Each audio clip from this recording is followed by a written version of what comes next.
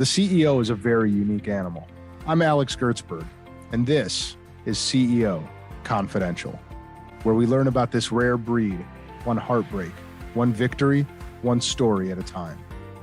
This show is sponsored by the law firm of Gertzberg Licata, your ally for business growth. Ladies and gentlemen, today's guest is the authority on how to provide a world-class customer experience, an international consultant, best-selling author of multiple books. John DiJulius works with companies like Ritz-Carlton, Lexus, Starbucks, Nordstrom, Nestle. I can keep going, and I will. Marriott Hotel, Cheesecake Factory, Progressive Insurance, my personal favorite on the list, Harley Davidson, because I ride one, and now I know why we get such great customer service from them. State Farm, Chick-fil-A. I am going to stop that list. I could keep going, but you can see it's a who's who of big ticket names. John doesn't just talk the talk, though. He lives it. He's a very successful entrepreneur, one of my most admired entrepreneurs. He's got John Roberts Spa, which is this great chain of upscale spas and salons, repeatedly named one of the top 20 salons in America. I didn't know that, John, until we got ready. Congratulations. I would think nothing less. The DiJulius Group, which is a consulting firm focused on changing the world by creating a world-class customer service experience for its customers, a customer service revolution, as John calls it. And he's got this amazing nonprofit. Gosh, I would love to just talk about this because it's brilliant. Believe in Dreams, where he makes dreams come true for underprivileged kids. I could keep talking about John, but I want John to start talking. So without further ado, ladies and gentlemen, John DiJulius. John, thank you. Thank you, Alex. It's so good to be back. Yeah.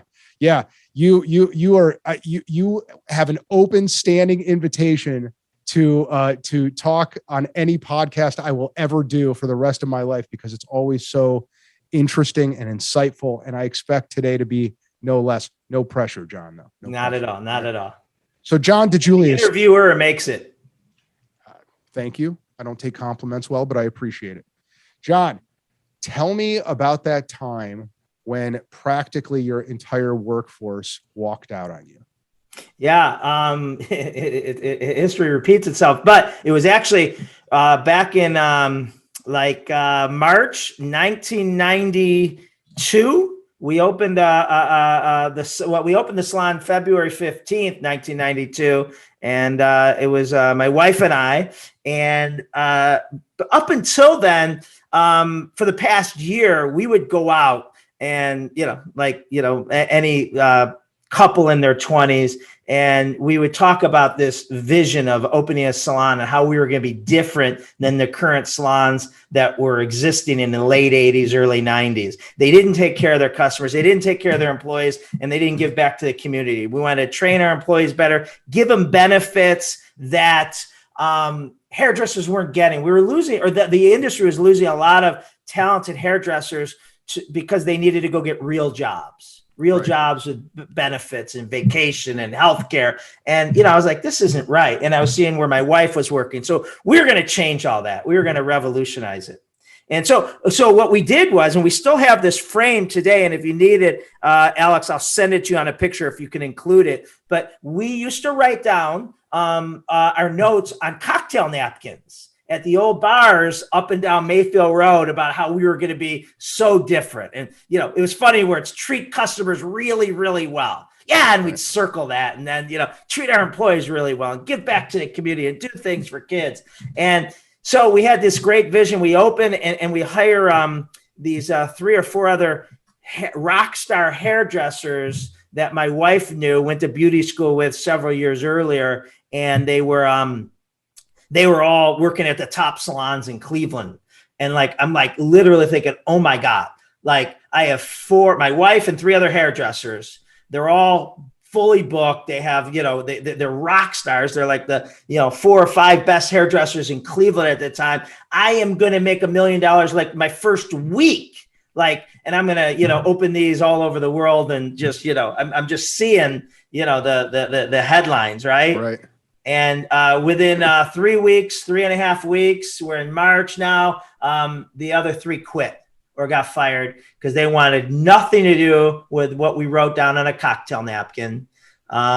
People actually said to me that were in the industry. I wasn't in the industry. I was driving a truck for UPS at the time. But people in the beauty industry said, why would you ever open a hair salon? I'm like, what do you mean? Like, this is a great plan. And I tell them about my plan. And they say, that is really bad. They said, hairdressers are the worst creatures ever put on the planet. I'm like, oh, that's horrible. Like, why would you talk like that? Well, then after I went through it, I'm like, oh man, they didn't, they are, my first experience. But, if they came into work, they came in late, hungover. If you came in, if you called up and said, I want an appointment with, so-and-so, Beth, and she was unavailable, we say, but so-and-so is available. You'd be like, okay.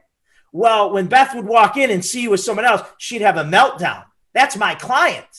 And, and then when, if she had an opening, instead of helping out or cleaning her suite, she'd, go on the payphone. This is how long ago that was, or go run to the, the nearest McDonald's. And I was like, this sucks. So we really thought about 4 weeks after we opened that we were going to be the shortest business ever in, Cleveland's history. But we regrouped, just me and my wife. I wasn't in the business yet. I was, not involved other than, from afar. I was driving a truck for UPS. But that's when we just regrouped and said, we would rather go out of business than compromise. And, we wrote down all these plans and the type of people we wanted and the type of culture we wanted to create. And we kind of, ignored all that for sales, right? Because these people brought a book of business. So we made the choice then, and we didn't know if it was going to work, but no one was doing it, that we would never hire an experienced hairdresser again. We'd only hire out of beauty school, put them through a training, and then do it that way. And I'm sure, in the law industry, they're similar. If I'm a successful lawyer and you hire me, it's going to be hard to get me to go under the Gertzberg, Licata, way. Right. Listen, I've been successful. There's not much you could tell me, right? You come with that ego and right or wrong. So that's where we changed. And that's where our whole model changed. Okay. So I want to deconstruct that particular event a little bit. And then I want to, so let's start there. So the one decision that's made to alleviate that problem is new beauticians only from now on. No one that has their own mindset, their own experience, their own baggage, whatever, right? That's the one thing that you changed. Big drawback to that is they bring no clients. Right. They have no training, which is, that's expensive now because we have to train them. And there's probably a year before they can start, bringing any value back. When they're all leaving at this time, I mean, you're the business owner, right? And your wife is I mean, you guys were partners, I think, at that time. Yeah. I mean, talk about what that does to your stress levels and just what's your environment like? Does it crater your business? So this is history's repeat itself, and it's happened again, and we can get to that. But back then, you go from this, oh my God, I have the greatest business plan ever, being young and dumb and ignorant, and which could be helpful at times, to waking up saying, I'm in way over my head, and I have to figure it out. But you start getting sick of first it was embarrassment that my business literally was going to close its doors before we hit 30 days being open. And, what a failure. And how do I look at people and, all that and the stress of, that, it got harder 10 or 15 years later when this happened again. Now I have 150 employees counting on me. And I thought they were going to all lose their job. But I know I'm jumping ahead. But so you have to pick yourself off the mat and say, listen, my dream was to be a successful entrepreneur. And I have to realize that doesn't mean it's always going to be rosy. And I want to be that guy, that person that figures it out. Yeah. So how did you figure it out? So that's when we did something real. Again, totally, no one did this back then, and now people copy us, but still, it's a small percentage that do it. And it's probably similar in your industry, in every service provider industry. It kind of what it was if you were a hairdresser just out of beauty school, you couldn't get a job at the salon because you didn't have experience or clientele. So it's like for how do you get experience and clientele if no one will hire you? So we did the opposite. If you came with a full book, and we didn't want you, we wanted to train you because the customer experience was so important. And we couldn't get anyone to really be unique about the customer experience that we really wanted to be drastically different. And we didn't only want to be the best salon experience you had. We wanted to have what we call a John Roberts hangover. And meaning if you went from John Roberts to the dentist, you'd be disappointed at how the dentist receptionist greeted you, or you went to the mall, or you went to every experience after was kind of a disappointment. We wanted it to be the best experience of your day, not of, your salon experiences. So we found that when we started taking, good young people out of school, and we'd say, listen, stand on your head when a client walks in, they'd say, okay, if you tell me, and they didn't know the difference. And it took a little longer, but then all of a sudden it just exploded. Well, and as a John Roberts salon and spa customer myself, I know how the sort of the tutelage, the how they graduate from one level to the next, right? And so talk about that, because I think it's unique, right? It's almost like an internship at the That's beginning, what it is, right? yeah. We call them co-designers. And they have to, come in and train for, 12 months, assist, shampoo, do hand and arm massage, and go to classes. And it's very intense, which is hard because, that was another disadvantage. When you graduate from beauty school, you can go on the floor at any other salon in Northeast Ohio, or you could be a co-designer for 12 months. Right. And we had to sell why that was a good deal. And now today we have the proof of saying, well, listen, our hairdressers are charging over $100 after 5 years on the floor, and they're making six figures. But we didn't have that, historicals back then. So it was all, John's, theory back then. But luckily we got a lot of people that trust us, and I call them the Jackie Robinsons. They took the risks and made it before there was any proof that it would be made. Yeah, because just from a practical standpoint, I'm wondering, right? So if I was one of your customers in the 90s, then that would suggest that there was a period of time where everybody there was a new beautician except for your wife, right? For the first, couple of years. So what we would tell them, the hairdressers, is when anyone asked you how long you've been doing hair, you think back to the first time you thought about going to school, and you include that time. You don't look at your watch and say it's been about 15 minutes. Yeah. Oh, that's great. So, okay. So history repeated itself. How did it repeat itself? So now, in the 90s, we're growing. We have a really good reputation for the customer experience, and people want to come work with us. And we have, 25, 30, 50 hairdressers that are growing. And we started opening up multiple locations, and, we're in the growth mode. And there's a lot of things, nothing that will ruin a customer experience faster than rapid growth. Because you start compromising, right? And, I'm sure you've done this, when we started off, when we needed a receptionist, we'd interview 15 people to find that one. Well, now, we need 50 employees, and we're interviewing 52 people. And the reason why we interviewed 52 was because 2 didn't want the job.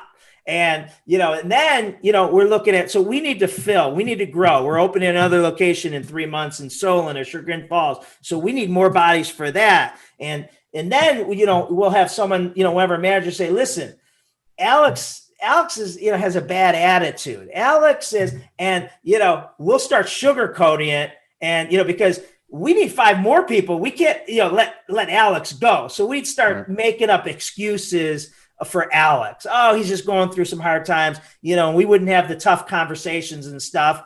And so we started compromising our culture for sales, and we were keeping people. Alex had a good book of business, look the other way, keep Alex. But what we didn't realize is people were quitting who were working with Alex, and he was cancer at that time. He was bringing in bad stuff. So 2002. So it was only 10 years. We had like 10 staff walk out overnight. They all went to a salon down the street. And that's probably was my worst point in my career, because I thought for sure we were going out of business, right? I mean, I didn't trust anyone. I didn't trust my wife. Like, I went home and made her sign a non-compete. I thought everyone was leaving, right? And the worst thing is, 10 leaving, you don't know who else is leaving. Right. And then the other thing, is the ones that stay are questioning if they're the idiots.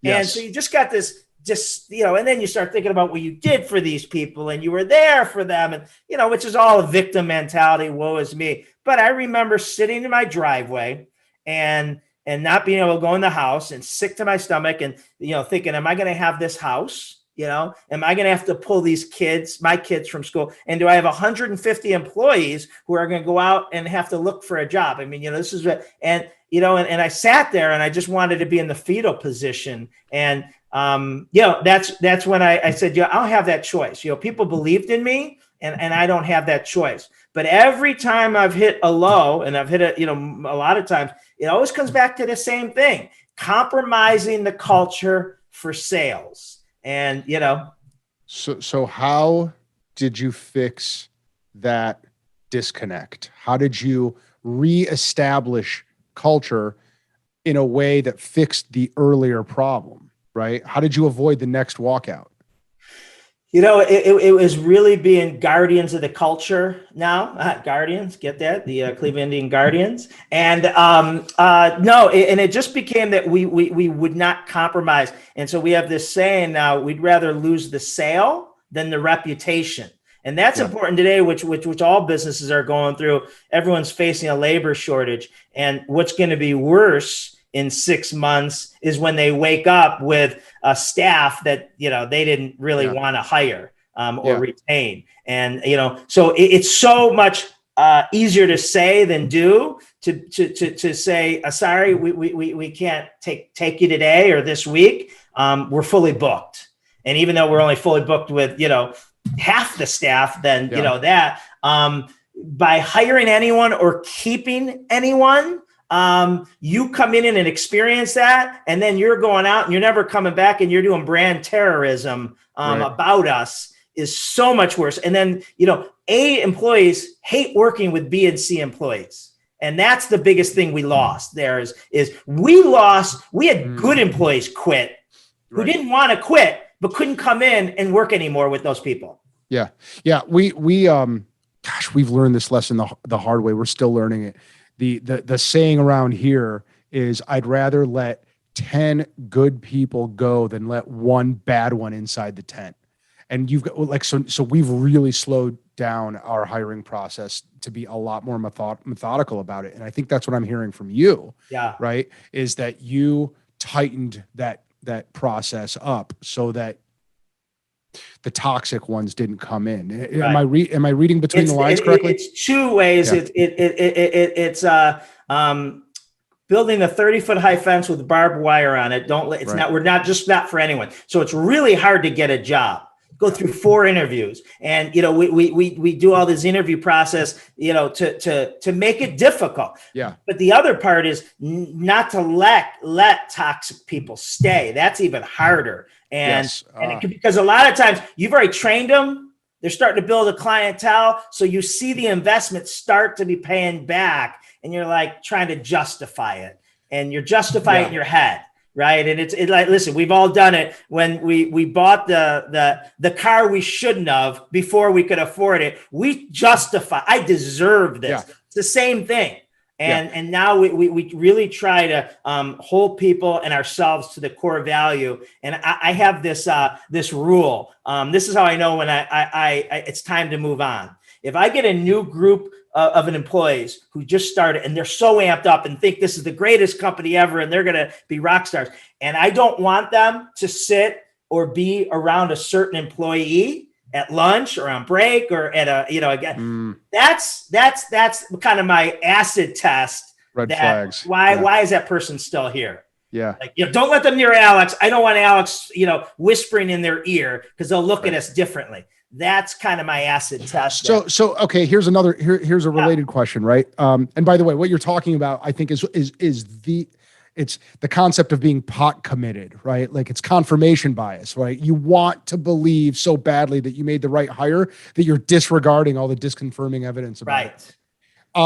But the one thing that keeps coming up over and over again when I talk to CEOs is, I wish I would have known sooner. I wish I would have seen that disconfirming evidence sooner. So my question to you, John, is when do you know when this person is a dead end? When do you know that they're not someone that you can work with? Because there are folks that you can sit there and train, right? And say, all right, listen, you're screwing up right now, even from a core value standpoint, yes, right? Yeah. You're screwing up and you're toxifying this environment. Let's work on this, as opposed to this ain't going to work. Yeah. When do you know?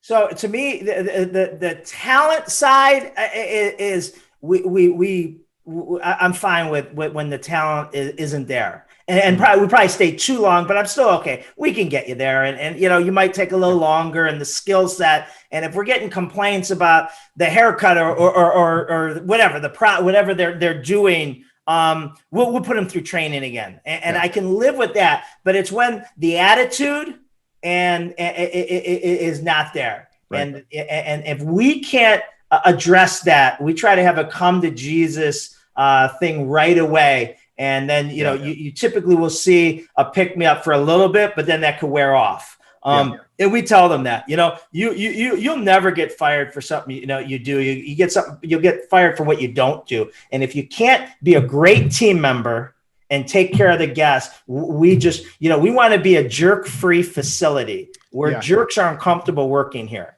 Yeah. We started doing this.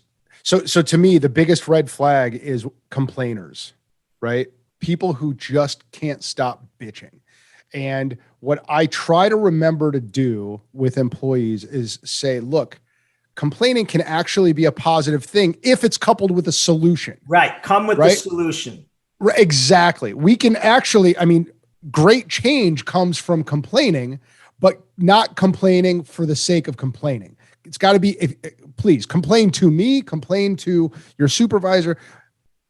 We're in the recommendation business. We're in the improvement business. We're not in the complaining business. Mm-hmm. So when I start hearing about people just complaining, but without solving the problem, that's my red flag. Do you find that to be true in your business? Oh, 1,000%. And listen, that's in life, your friends, maybe friends, we don't hang around as much because it's like, the other acid test for a friend is, your number pops up and, I send it to voicemail just because I don't have the energy for this right now. Right. Everything sucks in his life. And, I just can't do that. I text sorry in a meeting, because that's the same thing. Like I believe our number one job as leaders is to protect the culture that the rest of the employees work in. And by letting those people work next to you and just, be energy drainers. Now a great employee like you says, screw it. I just can't work next to her anymore. Right.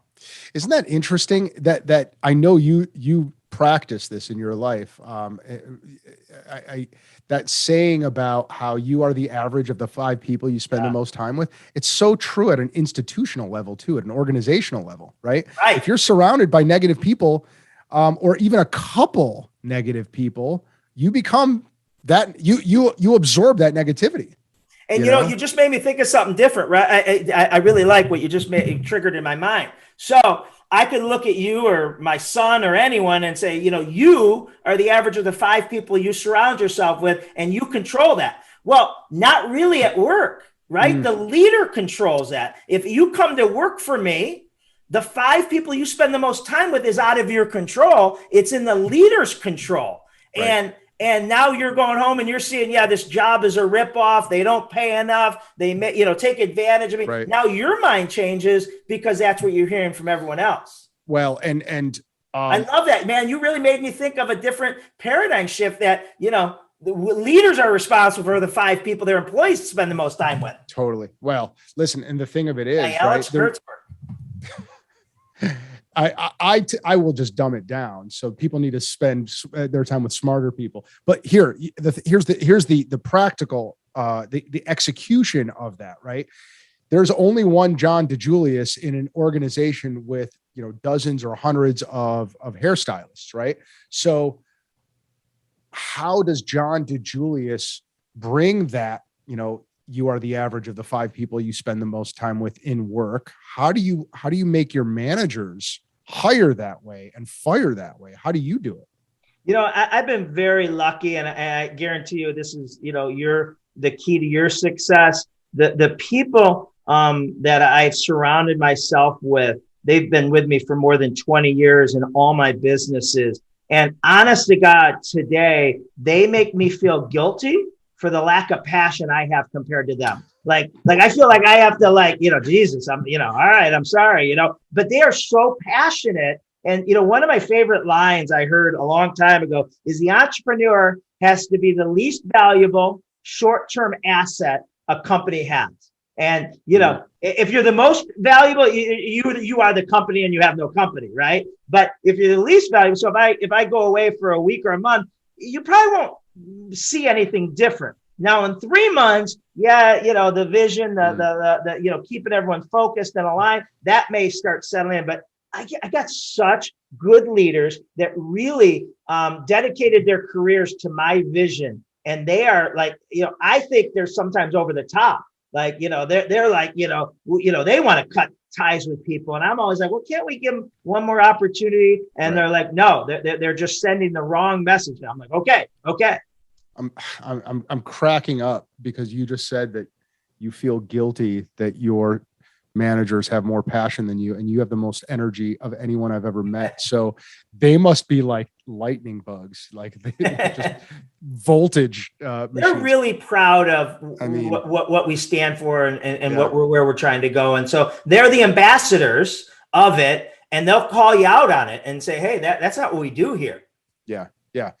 John, I knew you were going to share some wisdom, and you did. I really appreciate it. And I have to, if I don't take the opportunity to point out that when someone gets their hair done at a John Roberts salon and spa, you feel like the most important person in the world.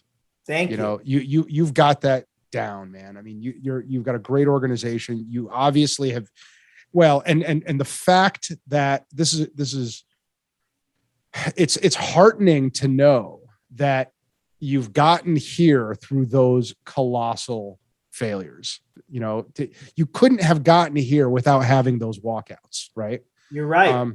So it's I wouldn't trade those. Another quote I love is life doesn't happen to you, it happens for you. And though that at that time it sucked, but now I'm less likely to have that happen again because we are so hyper focused. Yeah. Well, and you learned from it. Right. Yes. Obviously. Yeah. And now you've shared those lessons with us and with our audience. So I thank you, my friend. Thank you, Alex. Ladies and gentlemen, John DiJulius, folks, you can find John at the DiJuliusGroup.com. He's on Twitter. It's /John DiJulius. That's DiJulius, John DiJulius. And then on LinkedIn, if you are fortunate enough to follow him, you will find him at DiJulius. His books are amazing. There are 5. The Relationship Economy, Best Customer Service Quotes Ever Said, The Customer Service Revolution, which I think is probably one of your best ones, What's the Secret, and Secret Service. Folks, read those books. John, once again, thank you very much. Thanks for listening to CEO Confidential. I hope you enjoyed it. Visit us at ceoconfidential.net and visit our sponsors, the business law firm of Gertzberg Licata and Cover My Six, a business solution that flushes out and repairs legal minefields before they blow up in court. We'll see you next time right here for another episode of CEO Confidential.